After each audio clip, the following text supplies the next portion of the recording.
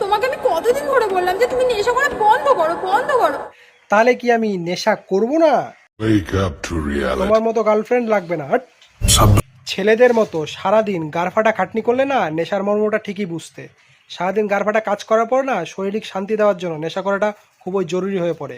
2-3টা বয়ফ্রেন্ডের টাকায় এসির ঘরে বসে বসে খাও তো তাল পাও না। সেই তুমি সস্তার নেশা করছো, তাও বাংলা। ছি! বাংলা মালকে অপমান করবে না, নইলে কিন্তু তুই সস্তা, তোর 14 গোষ্ঠী সস্তা। মালের মর্ম তুই জানবি কোথার থেকে রে?